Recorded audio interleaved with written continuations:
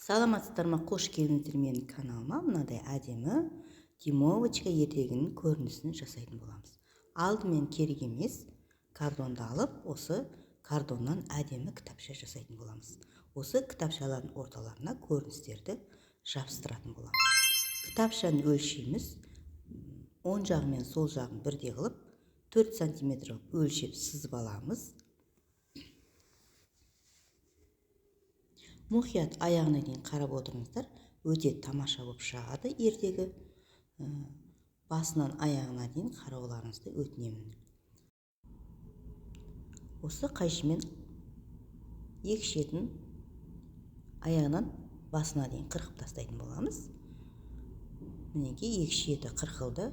Енді осы картонымыздың басындағы артық қағаздарын әрине қырқып тастайтын боламыз.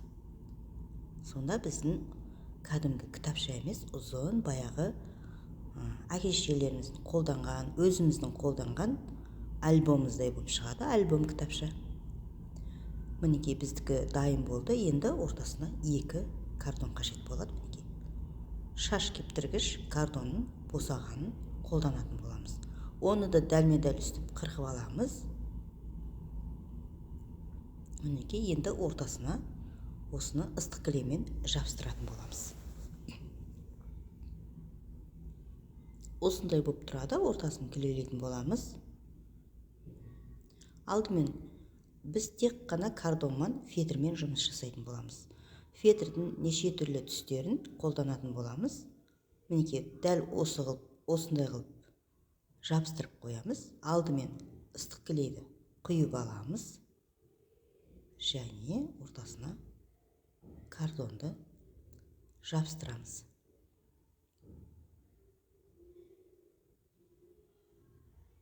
Оң жағын және енді сол жағын жабыстыратын боламыз.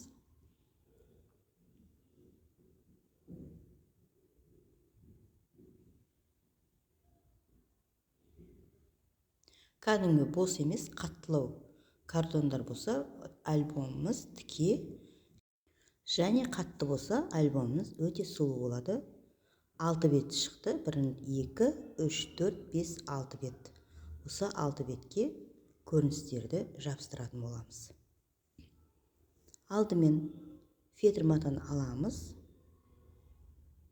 Осы картонға өлшейміз. Сонда біздің ұзындығы мен енін артығын қырқып алып тастадық.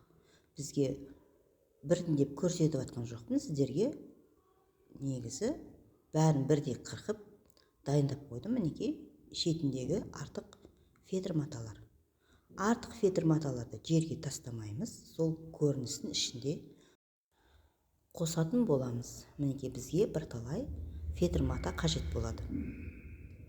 Енді алдымен біздің кітапшамыздың ашқан кездегі бетін жасайтын боламыз, жасыл фетрден. Алдымен сол жағын кілелеп аламыз.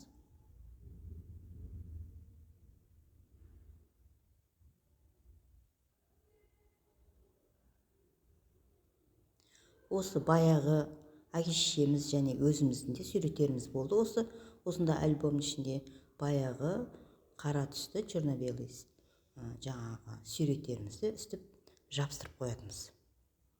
Сол кезде мода болған. Енді қазір мынандай заманда бәрі бар. Қолдарыңыздан істейм деген адамға барлық дайын.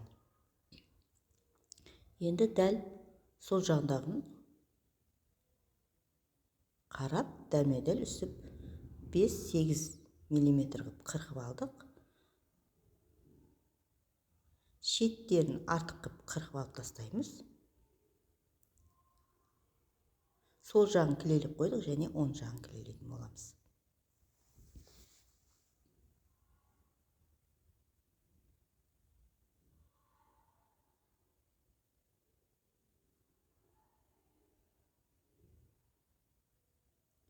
Осында кішкене альбомдардың негізі менде 4 бет болып тұр. Баяғыда осы ағаларымыз болсын, інілеріміз болсын, туысқан құрдастар болсын, жаңа армияға, әскерге барғанда осындай кәдімгі ішінде үлкен 20-30 беттей осындай альбомдарды істеп, өздерінің суреттерін, қасындағы жолдастарын бәрін түсіріп, және өзін үйіндегі хатқа жаңағы салып жіберген суреттерінде осындай альбомға жабыстырып отқан. Ол кездегі альбомдар өте әдемі және ортасында кішкене жұқа қағаздар болған. Енді бірінші бетті осы ақ фетрмен жабыстыратын боламыз. Алдымен екі шетін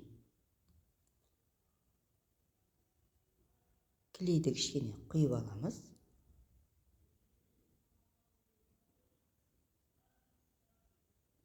Және ортасын кішкене жүргіземіз. Енді фетр матанымызды жабыстыратын боламыз.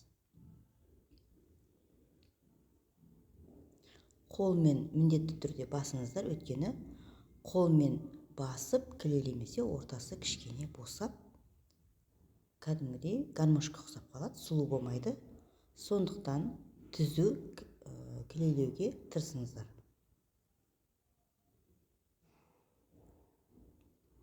Мінекей, бірінші бет дайын болайын деді, ақ түсті. Негізі кейіпкерлер әр жерде жүреді, әртүрлі болады. Енді екінші қара түстісін клейлейтін боламыз. Күндіз және кешке, түнде кейіпкерлер әр жерде жүретін болады, дұрыс па? Ертегілерде кейбіреулер су жағасында жүретін болады, кейбіреулер үйдің ішінде болады және сыртында. Соған қарай осы цветтерді, түстерді клейлейтін боламыз. Қара түстісін клейлейміз. Әрине түнде кездесетін болады, сол кейіпкерлерді жабыстыратын боламыз. Енді қалғандарын сіздерге жабыстырамын деп көрсетем. Шетіндегілерін артықтарын қырқып алып тастаймыз.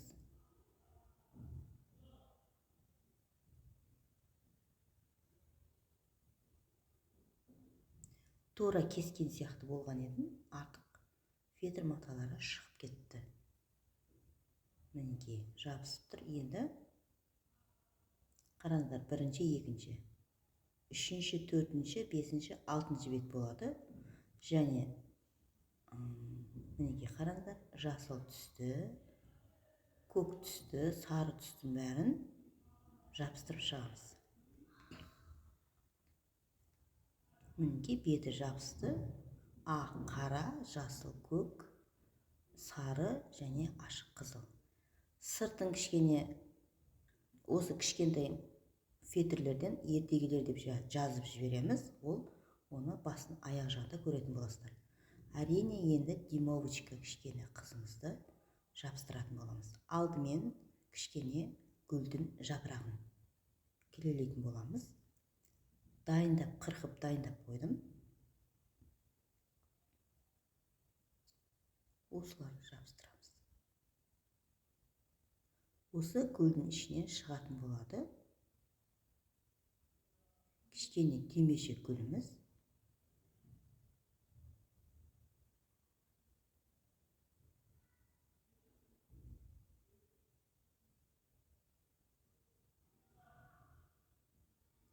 Негізі өздеріңіз білесіздер, мына фетр матадан өте әдемі болады. Түрлі түсті қағаздан да жасасаңыздар болады. Жағдайларыңызға қарап жасасаңыздар болады. Енді сәл ашық жасыл түстісін жабыстырып қоямыз. Енді кәдімгі бірінші нөмірде тұрған гүлді жабыстырамыз. Гүлдердің кішкене шет-шеттерін ыстық клеймен жабыстырамыз және алдын жабыстырып қоямыз.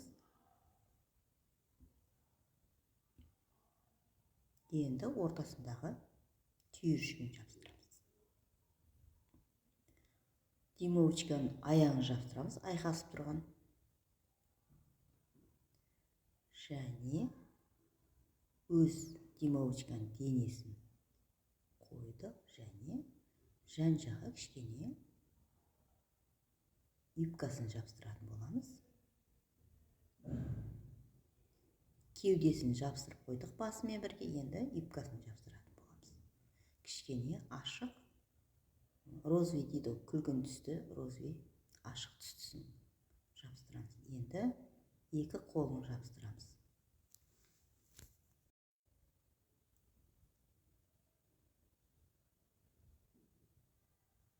Және димовочкамыздың кішкене бантигін жабыстырдық. Мінеке біздің бірінші көрінісіміз дайын болды. Екінші көріністі сіздерге дайын қылып көрсететін боламын, өйткені уақыт тығыз.